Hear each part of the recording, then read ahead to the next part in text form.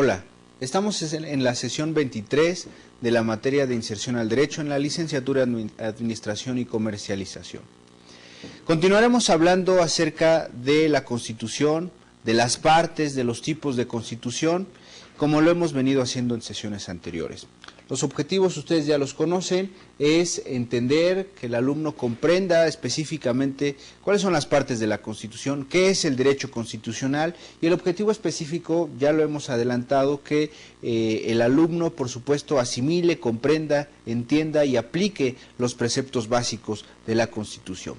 En esta ocasión hablaremos en el tema 8.4 acerca de la parte de la Constitución considerada como dogmática y la parte de la Constitución considerada como orgánica. Hay algunos juristas que hablan de la parte social de la Constitución, otros decimos que forma parte de la parte dogmática, es decir, forma o tiene cabida en la parte dogmática el mismo aspecto social de la Constitución. ¿Qué es el aspecto social? Bueno, los derechos de los desprotegidos, por así decirlo, los derechos laborales, los derechos de los niños, de los adultos mayores, etcétera. Pero lo más importante de una Constitución es determinar esas dos partes básicas, la parte dogmática, como lo adelantaba, y la parte orgánica. La parte dogmática es aquella que tiene que ver con los derechos, con las garantías fundamentales que debe imperar en todo gobernado, que debe respetarse de todo gobernado. ¿Quién debe respetar? ¿Quién es el sujeto pasivo de esas garantías individuales? Por supuesto que es el gobierno, porque nadie más que la autoridad, más que el gobierno, puede violentar la esfera jurídica de una persona por lo que hace a sus garantías individuales, por lo que hace a sus derechos humanos. Los particulares cometemos delitos, mientras que las autoridades pueden violar derechos humanos, pero sobre todo garantías individuales. Y por supuesto que tenemos los medios suficientes para poder hacerlos respetar. Pero eso es por lo que hace a la parte dogmática. Por otro lado, la parte orgánica tiene que ver con la organización, tiene que ver con el funcionamiento de todo el Estado. Sabemos que se divide en ejecutivo, legislativo y judicial, pero no sabemos cómo se compone ese legislativo. Hemos adelantado que es Cámara de Diputados y Cámara de Senadores. El Ejecutivo se compone por una sola persona. Ese supremo poder, el Ejecutivo, es el presidente de la República. Por supuesto que tiene varios colaboradores, las secretarías de Estado o secretarios de despacho, de Economía, de Secretaría de Hacienda y Crédito Público, la Secretaría de Gobernación, de Seguridad Pública y todas y cada una de esas organizaciones que forman parte de la Administración Pública Federal. En este caso, el Poder Judicial se compone a nivel federal por una Suprema Corte de Justicia de la Nación, por tribunales colegiados de circuito, unitarios de circuito, juzgados de distrito, Consejo de la Judicatura Federal, que es el órgano de administración y vigilancia del Poder Judicial en materia federal. Los órganos locales del Poder Judicial, bueno, se componen Tribunal Superior de Justicia del Estado, salas, que es en donde se resuelven las apelaciones, y juzgados normales, juzgados ordinarios y en algunos casos juzgados menores, los que se llaman juzgados de paz, pero que también forman parte de la justicia ordinaria. El poder legislativo, el poder ejecutivo y tenemos el poder legislativo, ejecutivo y judicial. El Ejecutivo una sola persona, el Legislativo varias personas, Cámara de Diputados y Cámara de Senadores, y Poder Judicial, Suprema Corte de Justicia de la Nación y sus órganos menores. Hablamos que la Constitución es un conjunto que comprende tres partes o dos partes dependiendo de la teoría que adoptemos nosotros, la parte dogmática y la parte orgánica. La parte social la dejaremos a un lado por un momento. La parte dogmática, como dice su lámina, los invito a que revisemos su lámina, dice, comprende el sistema de las garantías individuales que se estima han evolucionado a la idea de derechos humanos.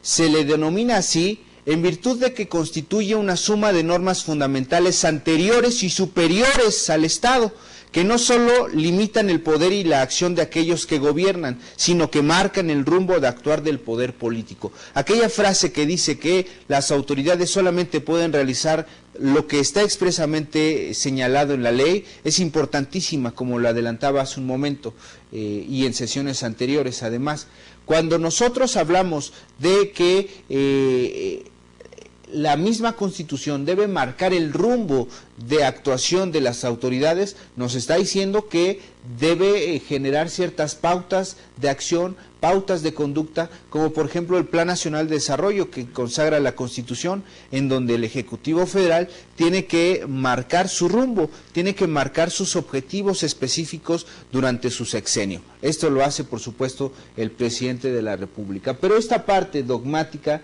nos habla precisamente de el marco de actuación que deben tener las autoridades para respetar, por supuesto, los derechos y garantías individuales de todos y cada uno de los gobernados. La esfera jurídica del gobernado es, digamos, vulnerable a cualquier acto de autoridad que restrinja o que viole en su perjuicio esa esfera jurídica o en particular sus garantías individuales.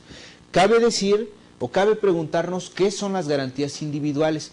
Las garantías individuales son aquellos derechos públicos subjetivos que tiene todo individuo.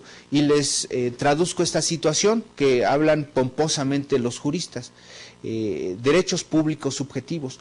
Un derecho, bueno, conjunto de normas jurídicas que regulan la conducta externa de los individuos. Ahí no tenemos problema. Es un derecho público. Es público porque es de interés general. A todo mundo le conviene que sean respetadas las garantías individuales, porque si de una persona no se respetan, bueno, es muy posible que de otras personas y al final de nadie se respeten esas garantías individuales. Por eso son consideradas de orden público, porque son de aplicación y de interés para todos. Derechos públicos subjetivos. ¿A qué se refiere esa idea de subjetivos? No quiere decir que sean poco claros, como muchas personas lo interpretan. No quiere decir que sean al arbitrio de alguna persona determinada. Subjetivo tiene que ver con la persona, con el sujeto. Son subjetivos, que tienen que ver con el individuo, con la persona, como adelanto. Y quiere decir que son inherentes a un ser humano y que los tenemos por el simple hecho de serlo, por el simple hecho de ser persona, de ser individuo, de ser humano. En consecuencia, esos derechos públicos subjetivos se constituyen como garantías individuales que debe respetar el gobierno de la República. ¿Quién puede violar garantías individuales? Solamente alguna autoridad. ¿Un particular puede violar garantías individuales? La respuesta es que no. Un particular puede cometer delitos en nuestra contra, homicidio, robo, fraude, etcétera, pero comete delitos, no comete violaciones a garantías constitucionales. Y si nos preguntamos quién entonces puede violar la Constitución, en realidad solamente la pueden violar las autoridades. Los particulares, como nosotros, no podemos violar la Constitución, solamente podemos cometer delitos que en algunos casos vulnerarán, afectarán el marco jurídico que impera en nuestro país, pero no pasa de ahí. Solo las autoridades pueden violar garantías individuales, solo las autoridades pueden violar derechos públicos subjetivos del gobernado. Yo les platico a mis alumnos de las materias de derecho constitucional quién es el sujeto activo y quién es el sujeto pasivo en esas garantías. Como ya lo adelantaba, el sujeto activo es el gobernado, aquel que tiene en su esfera jurídica las garantías individuales, mientras que el sujeto pasivo es aquella persona que los puede violar, que solamente es una autoridad, por medio de un acto de autoridad, que puede ser una ley o cualquier otro acto. El acto el ejemplo que presentaba yo en las sesiones anteriores, que hablábamos de la clausura de un hotel, por supuesto que es un acto de autoridad y puede llegar a violar garantías constitucionales, pero eso lo hace la autoridad, no lo hace un particular. Esto por lo que hace a la parte dogmática de la Constitución. Interesantísimo, si ustedes pueden comprender, tenemos en su presentación, en su lámina, una foto de la Suprema Corte de Justicia de la Nación. el tribunal más importante de justicia en nuestro país. Algunos lo consideran como un órgano constitucional porque es el que se encarga de vigilar o de resolver controversias constitucionales, acciones de inconstitucionalidad con base en el artículo 105 de la misma Constitución, que refiere el artículo en el apartado A acerca de las controversias constitucionales, invasiones de competencias, y el apartado B que habla acerca de las acciones de inconstitucionalidad, que órganos de autoridad solicitan la justicia federal por la Suprema Corte para declarar inconstitucional una norma o una ley o cualquier acto de autoridad. Pero es interesantísima esa foto de la Suprema Corte de Justicia actuando en pleno como máximo órgano de justicia en nuestro país. Por otro lado, tenemos la parte orgánica de la Constitución, y como lo adelantaba, su mismo nombre lo dice, es la parte de la organización del Estado, es la parte de los órganos del Estado, es en donde se nos dice cuáles son esos órganos de autoridad, quiénes formarán parte de esos órganos de autoridad, pero sobre todo cuáles son sus facultades, cuáles son sus limitaciones a su actuación. Recordemos que una autoridad solamente puede hacer aquello que está expresamente señalado en la ley y no más, a contrario de los particulares que podemos hacer cualquier cosa a voluntad, siempre y cuando no esté violando o no esté prohibido por alguna norma, por alguna ley. Es principio básico de derecho. Pero entonces, la parte orgánica nos habla de la organización del Estado, las atribuciones, los órganos que deben imperar en nuestro país. La parte orgánica es quizá la más amplia de nuestro país. En la misma parte orgánica nos habla del funcionamiento del Estado, nos dice cuál es la forma de gobierno, nos dice, de la cual hablamos en la sesión anterior, nos dice además cuál es la forma en que se va a dividir el gobierno, nos habla acerca de los elementos del Estado, cosa que vamos a revisar, territorio, población y gobierno. El territorio como espacio geográfico, la población como los individuos, como las personas que habitan en ese espacio geográfico, el gobierno como órgano de dirección y de administración de esa población, y todo con base en un marco jurídico que es el llamado orden jurídico que debe imperar en ese territorio, ante esa población y en ese gobierno. Pero en la parte orgánica viene todo eso, por eso es la parte más amplia. La respuesta a la pregunta, a la actividad que adelantamos la sesión anterior respecto de cuántos artículos tiene la Constitución Política de los Estados Unidos Mexicanos, es que tenemos 136 artículos. 136 artículos que en su mayoría, a partir del 30, se establece de manera genérica la parte orgánica de la Constitución. La parte dogmática lo tenemos principalmente, con sus gloriosas excepciones, las tenemos del artículo 1 al artículo 29 constitucional. El artículo 1 constitucional nos dice: todo individuo gozará de las garantías que otorga esta Constitución, las cuales no podrán restringirse ni suspenderse sino en los casos y condiciones que ella misma establece. Ese es el párrafo primero. El párrafo segundo nos habla acerca de que está prohibida la esclavitud, etcétera.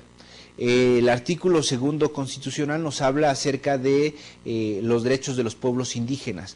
El artículo 3 constitucional nos habla acerca de la educación en nuestro país, pública, gratuita, democrática, que fomente el desarrollo nacional, etcétera.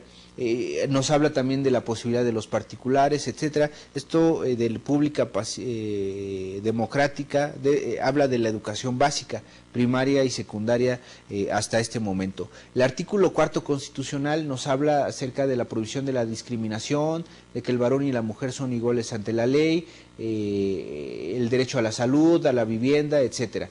El artículo 5 constitucional, que forma parte del aspecto dogmático de la Constitución, nos habla de el derecho al trabajo, que todo individuo tendrá derecho a profesar, más bien a desempeñarse en la actividad, en la actividad económica que más le estime, en el trabajo, arte o oficio que más le guste, siempre y cuando no viole o no viole leyes o no afecte derechos de tercero. El artículo 6º constitucional nos habla acerca de la libertad de expresión, en cualquiera de sus formas. El artículo 7º nos habla de la libertad de imprenta, de la libertad o posibilidad de publicar artículos, sea impreso, sea por internet, aunque no lo dice específicamente, lo presumimos. El artículo 8º nos habla del derecho de petición. Todo el mundo tenemos derecho de que acudamos ante una autoridad, solicitemos algo y que nos sea dada una respuesta. El derecho de petición tiene varios elementos. Uno, que sea de manera por escrito y sea además de manera pacífica y respetuosa, es importantísimo.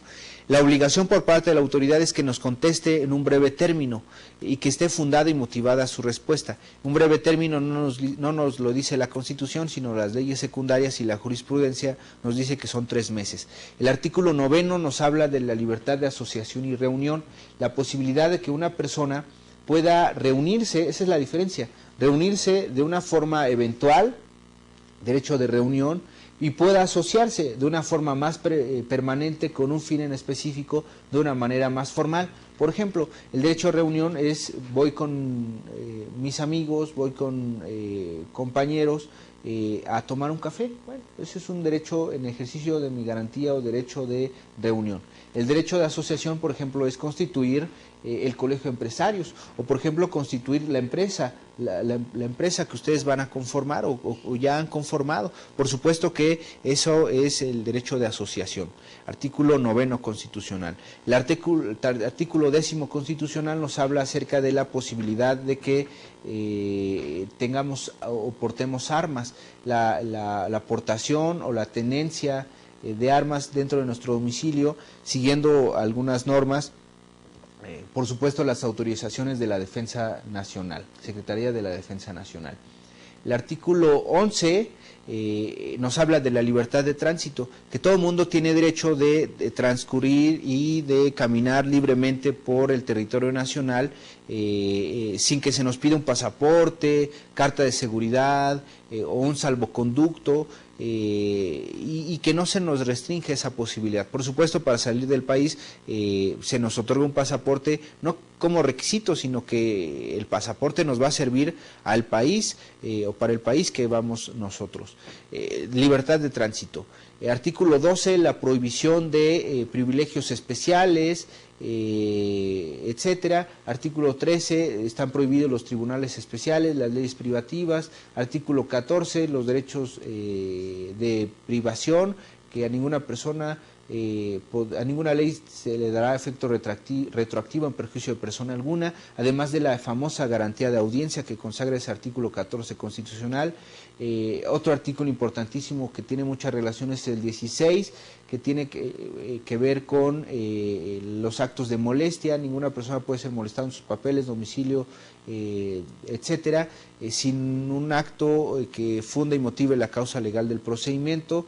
Y bueno, muchos artículos más de la Constitución hasta llegar al 29, que nos habla de la suspensión de garantías cuando media una situación de emergencia, cuando hay una invasión, perturbación grave de la paz pública. Bueno, solamente se limitará a algunas garantías, solamente en algún territorio determinado. Son elementos de la parte dogmática de la Constitución. Importantísima esa parte dogmática porque consagra los derechos y garantías fundamentales de todo gobernado en nuestro país. Algo importantísimo es lo que dice el artículo 1 de la Constitución, en su primer párrafo, que nos dice: en los Estados Unidos mexicanos todo individuo gozará de las garantías que otorga esta Constitución, las cuales no podrán restringirse ni suspenderse, sino en los casos y condiciones que ella misma establece. Textualmente dice eso, y lo pueden revisar, los invito a que lo revisen. Y nos dice además que solamente podrán restringirse en los casos y condiciones que ella misma establece. ¿Cuáles son esos casos y condiciones que ella misma establece? En el artículo 29 constitucional, que es lo que les digo acerca de la suspensión de garantías. Pero lo más importante de ese párrafo primero del artículo 1 constitucional es que todo individuo gozará de esas garantías. ¿A qué se refiere esa idea de todo individuo? Bueno, evidentemente nos está diciendo que cualquier persona que se encuentre dentro del territorio nacional deberá ser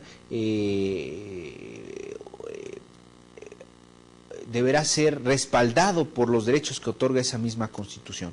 Y en consecuencia, el clásico ejemplo de una persona que viene de algún país en donde está permitida la esclavitud, entra con su esclavo al territorio nacional, automáticamente dejará de ser esclavo y se encontrará protegido por el párrafo segundo del artículo primero constitucional que prohíbe la esclavitud en nuestro país, y en consecuencia será libre esa persona.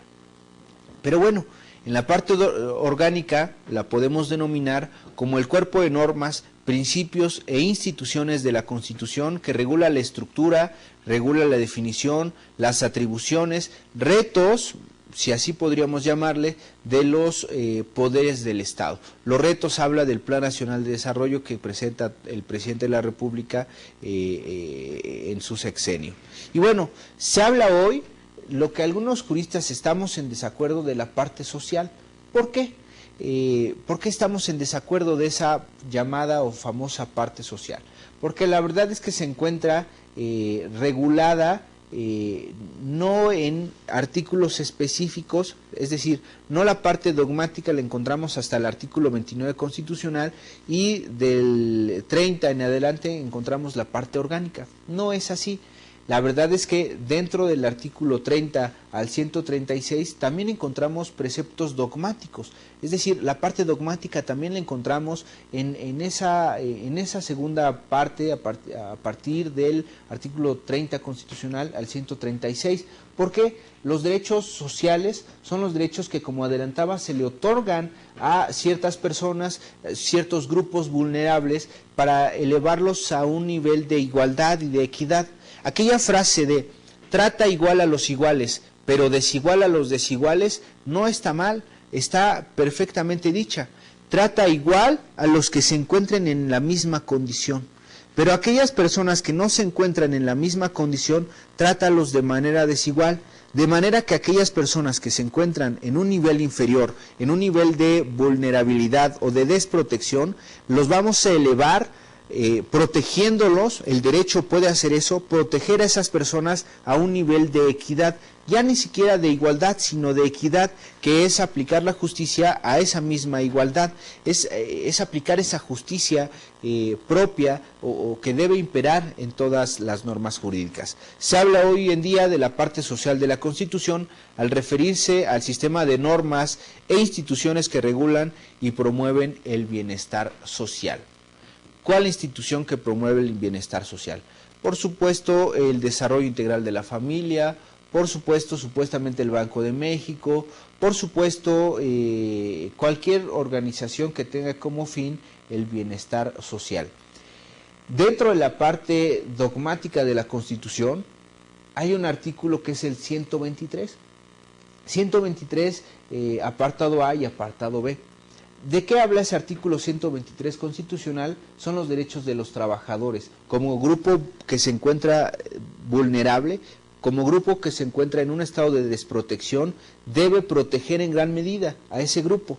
Lo hace la Constitución por medio del artículo 123, apartado A para los trabajadores normales, ordinarios, que presentan o desempeñan un trabajo subordinado, mientras que tenemos por otro lado los del apartado B, que son los famosos burócratas, aquellos trabajadores al servicio del Estado, los que forman parte del gobierno, que no son funcionarios, pero que forman parte y que el gobierno es el que les paga sus sueldos, sus honorarios.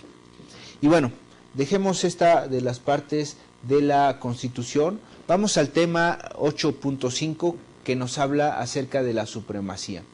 Cosa que hemos hablado un poco, que hemos adelantado en sesiones primeras de esta materia de inserción al derecho. Supremacía de la Constitución. Consagrada en el artículo 133 constitucional, nos dice que la ley suprema de la Unión es la Constitución Política de los Estados Unidos Mexicanos. La ponemos hasta arriba, como lo más importante. las leyes generales, los tratados internacionales en ese orden, las leyes federales y todo el demás ordenamiento jurídico aplicable en nuestro país. Las leyes estatales, los reglamentos, las normas jurídicas individualizadas como las sentencias, como los contratos, como los testamentos, que forman parte del último tramo o del último extremo de la jerarquía de las normas constitucionales. ¿Cuál es más importante? Bueno, pues la que se encuentra hasta arriba. ¿Cuál se encuentra hasta arriba? Evidentemente la Constitución Política de los Estados Unidos Mexicanos. Y bueno, concepto precedente, esa idea de la supremacía de la Constitución, el antiquísimo precedente jurisprudencial de Marbury contra Madison, que aquí recogemos un poco de la idea del derecho consuetudinario de los Estados Unidos, ese famoso criterio que se estableció en el caso de Marbury contra Madison y que supone la estructuración del ordenamiento jurídico en una pirámide jerárquica en la que la Constitución ocuparía la cúspide, está en atención a lo que hoy conocemos en nuestro sistema jurídico como la famosa pirámide de Kelsen, de Hans Kelsen, que pone la Constitución hasta arriba, las leyes generales o federales, los tratados internacionales. Antes él los ponía en el mismo nivel. Sabemos que hoy en día, en atención al criterio de la Corte, no es así.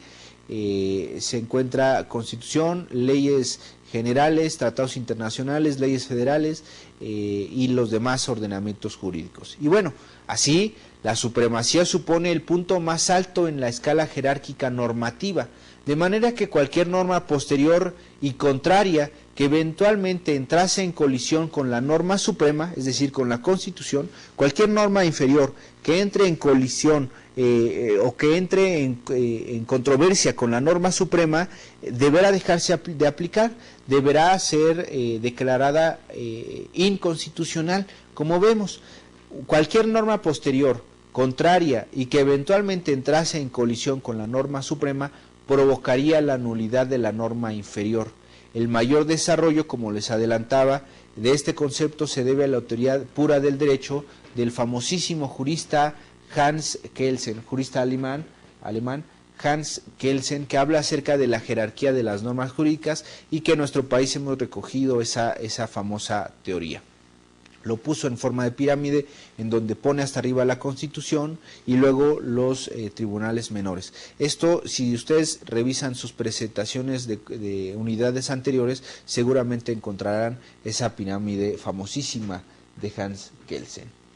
Por otro lado, tenemos la inviolabilidad de la Constitución.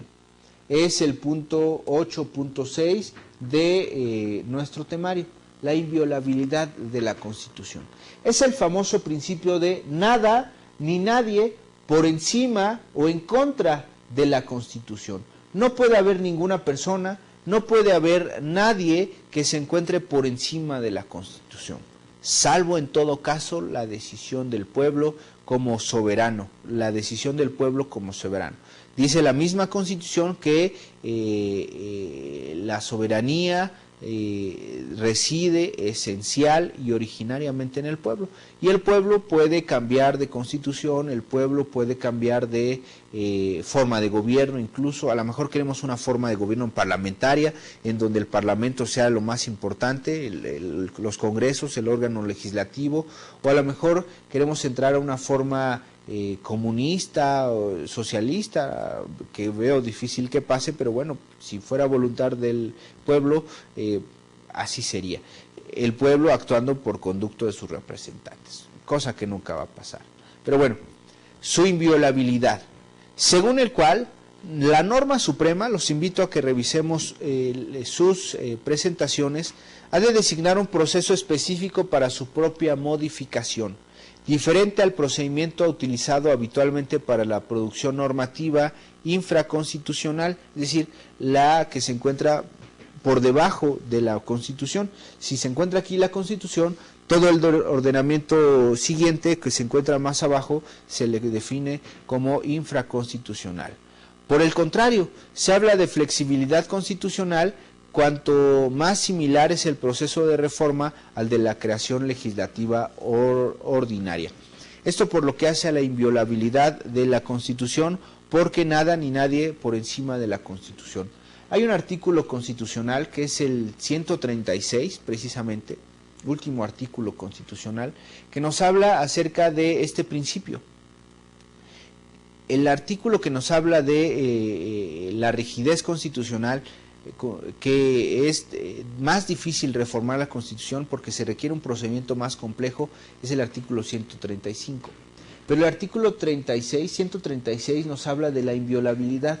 Nos dice que en caso de que acontezca una situación que afecte y por alguna situación deje de tener efectos la Constitución, una vez restablecido el orden, una vez tranquilizados los ánimos, una vez tranquilizada la situación, volverá a tener vigencia esta Constitución Política de los Estados Unidos Mexicanos. Artículo 136 constitucional, que nos dice que, primero, en la jerarquía de las normas, 133 constitucional, nada ni nadie sobre la Constitución, y el artículo 136 nos dice que en caso de que desaparezca o deje de aplicarse por alguna situación la Constitución, una vez regresado el orden, volverá a aplicarse la misma Constitución que hoy en día nos rige, que es la de 1917. Constitución que ha sido aprobada por el Congreso Constituyente, que dejó de operar, es un Congreso con facultades extraordinarias y que a final de su actuación desapareció para constituir el legislador permanente o el constituyente permanente, que es, como les digo, la Cámara de Diputados, Cámara de Senadores y las legislaturas de los estados en su totalidad. Esto por lo que hace a la inviolabilidad de la Constitución. Tema 8.6 de esta materia de inserción al derecho. Grados de inviolabilidad. Vamos a decirlo de una manera un poco ágil. Si el órgano reformador es creado y elegido especialmente para la reforma y es uno de los que habitualmente funcionan. Otro, el número de instituciones políticas cuyo consentimiento debe concurrir para poder reformar la Constitución. Otro, las mayorías exigidas para la reforma. Y otro, la participación del pueblo, que puede ser directa a través de un referéndum, indirecta a través de elecciones para una nueva asamblea que debe ratificar o redactar la reforma constitucional. Esa idea de inviolabilidad de la Constitución se le da ciertos dotes, ciertas instituciones, ciertos órganos y ciertas modalidades para poder reformar, modificar esa Constitución y hacer que sea respetada esa Constitución. Hablando precisamente de esta situación. El tema 8.7 nos habla acerca de las constituciones locales. El artículo 116 constitucional nos habla de la Constitución Política de los Estados Unidos Mexicanos, nos habla precisamente de que el Poder Judicial de los Estados se ejercerá por los tribunales que establezcan las constituciones respectivas.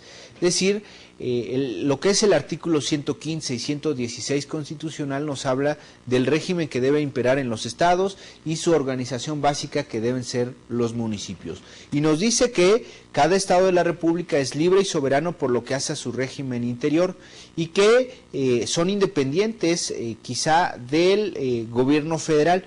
Es decir, el gobierno federal, como antes pasaba, no le podrá decir qué hacer a cada gobernador de cada uno de los estados de la República. Son autónomos o, de una forma mejor dicha, son soberanos por lo que hace a su régimen interior.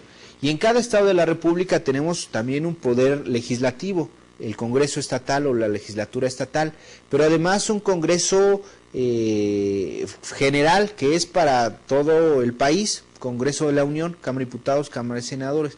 Pero en el Estado de la República en particular tenemos también un poder ejecutivo, que es aquella persona que representa la administración, el gobernador en este caso, pero también podemos tener un poder judicial, que es el Tribunal Superior de Justicia del Estado del que estemos hablando.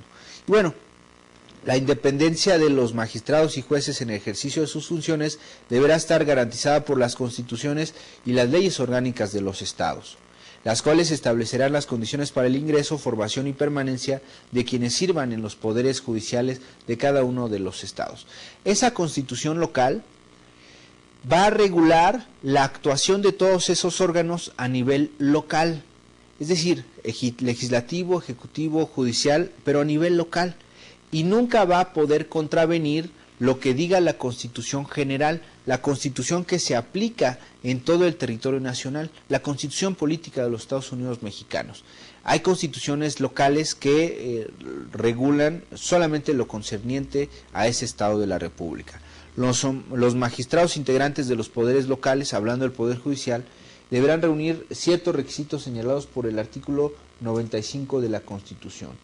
Los nombramientos de magistrados y jueces integrantes de esos poderes judiciales serán hechos preferentemente de entre aquellas personas que hayan prestado sus servicios con eficiencia y probidad en la administración de justicia, o que lo merezcan por su honorabilidad, competencia y antecedentes en otras ramas de la profesión jurídica. Evidentemente deben ser abogados.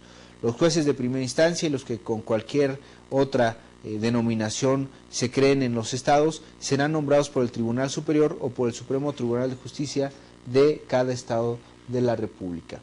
Los magistrados durarán el tiempo especificado en las constituciones locales, podrán ser reelectos, si lo fueren, más que una reelección es una ratificación de cargo de conformidad igual con las constituciones locales. Los magistrados y jueces recibirán una remuneración adecuada e irrenunciable, la cual no podrá ser disminuida sobre su encargo o durante su encargo. ¿Por qué es eso? ¿Por qué no se les puede disminuir lo que ganan los magistrados? Bueno, porque estará supeditado a capricho de algún otro órgano, por ejemplo el legislativo. Oye, bueno, si no me resuelves este caso, que es de mi conocido, es de mi interés, te voy a reducir el sueldo. Bueno, como no puede sujetarse el Poder Judicial a ese tipo de presiones, es inviolable ese salario, esa percepción. No podrá ser disminuida. Quizá podrá ser disminuida, pero solo entrará en vigor para los que siguen, para los que continuarán. Y bueno, por lo que hace este tipo de puntos, las constituciones locales que deben imperar en cada uno de los estados de la República contienen básicamente esta organización. Lo voy a poner de manera gráfica en el pizarrón. Tenemos por un lado, para ejemplificarlo de forma clara, los niveles de gobierno, tenemos un círculo más pequeño y uno todavía más pequeño. Son los niveles de gobierno o los niveles de actuación de la autoridad. Un círculo grande abarca todo el territorio nacional, que es el nivel federal. El círculo más pequeño son los estados de la República, o constituye cada uno de los estados de la República. Es el nivel estatal. Para mejor entendimiento de estos criterios, les recomiendo que lo anoten en una hoja, en su cuaderno, porque son básicos para entender el sistema jurídico de nuestro país. Hay un nivel federal, hay un nivel estatal, o se le llama también local, y hay un nivel de gobierno que se llama municipal, que es el municipio. De ellos hay titulares de cada uno de los poderes. Por ejemplo, al nivel federal, el Ejecutivo es el presidente de la República. Al nivel estatal, dependiendo de cada estado, en el Distrito Federal es el jefe de gobierno. En los estados de la República es el gobernador. A nivel municipal, en el Distrito Federal es el delegado, mientras que en los estados de la República se les llama presidentes municipales o alcaldes en algunos lugares. Y eso por lo que hace al Poder Ejecutivo. Por otro lado tenemos el Poder Legislativo. A nivel federal tenemos un Poder Legislativo que es el Congreso de la Unión, Cámara de Diputados y Cámara de Senadores. Cámara de Diputados con 500 diputados y Cámara de Senadores con 128 diputados en total. A nivel estatal tenemos la legislatura del Estado, tenemos el Congreso estatal, diputados nada más, no hay senadores. Y a nivel municipal, a nivel legislativo, tenemos lo que se llama el cabildo, que forma parte el presidente municipal y aparte los regidores, los síndicos, y forman un cabildo, es como un órgano legislativo. Órgano judicial, a nivel federal tenemos la Suprema Corte de Justicia de la Nación, fundamentalmente tenemos, ya saben, los tribunales colegiados de circuito, unitarios de circuito, juzgados de distrito. ¿Qué hace cada uno de ellos? Los tribunales colegiados resuelven amparos, amparos directos contra sentencias que resuelvan una controversia o un procedimiento específico, amparo indirecto, jueces de distrito por cualquier otro acto de autoridad en el amparo indirecto. A nivel local o estatal, tenemos los tribunales superiores de justicia de cada estado, del Distrito Federal, de Oaxaca, etcétera. A nivel municipal no tenemos, no se advierte un órgano de control de justicia, un órgano de administración de justicia a nivel municipal. Se puede sancionar en algunos casos, pero bueno, no es un órgano jurisdiccional. Acuérdense que la jurisdicción es la facultad que se le otorga a algunos órganos del Estado para resolver controversias con fuerza vinculativa, aplicando una norma general a un caso concreto y particular. Eso es la jurisdicción, y la jurisdicción es la que ejercen aquellos órganos que resuelven controversias. No tenemos órgano que resuelva controversias en nivel municipal, pero todos los demás poderes, todos los demás sectores sí los vamos a poder encontrar dentro de el régimen o el nivel federal, el nivel estatal o local, y también en el nivel municipal. Dicho eso, la importancia del derecho constitucional para cualquier administrador y comercializador radicará en la protección de los derechos y garantías individuales de todo gobernado, sea persona física o sea persona moral, y por supuesto el conocimiento de aquellos medios necesarios para defender esos derechos y garantías individuales. Pero no solo en eso queda la importancia. Además, esa importancia radica en la necesidad de que conozcamos cuáles son los órganos de autoridad, cuál es la forma en que se va a determinar esa actuación de los gobiernos y de los gobernantes, para poder determinar a quién tenemos que acudir en caso de que se vulnere o restrinja alguno de nuestros derechos, en caso de que no sea respetado, en caso de que se cometa una arbitrariedad en contra de nuestra esfera jurídica. Para el derecho constitucional es importante establecer estos criterios fundamentales, desde la diferencia entre las constituciones, los muchos tipos de constituciones, las partes de la Constitución, retomando solamente diré que es la parte dogmática, la parte orgánica, y algunos consideran que es la parte social, aunque mi particular punto de vista relacionado con puntos de vista de algunos juristas es que se encuentra inmersa dentro de las garantías individuales, dentro de la parte dogmática, que no es literal, no es hasta el artículo 29, sino se puede encontrar dispersa por toda la Constitución. Es importante aclarar que como administradores y comercializadores es menester el entendimiento de todos estos conceptos. Hay diversos órganos de autoridad, ejecutivo, legislativo y judicial, hay diversos medios de defensa en contra de violaciones a garantías constitucionales, hay diversos medios de defensa en contra de violación a derechos humanos.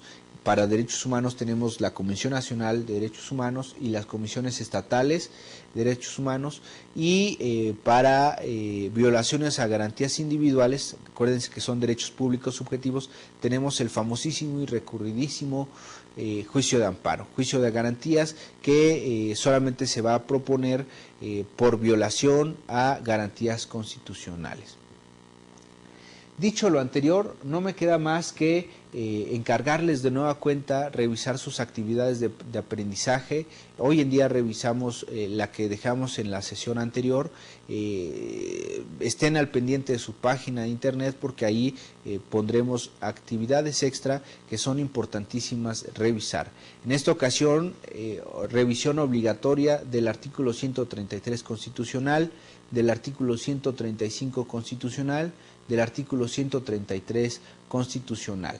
Evidentemente es importantísima la revisión de todos estos y cada uno de los conceptos para nuestra mejor actuación al frente de una empresa, trabajando para una empresa o realizando actividades de comercio.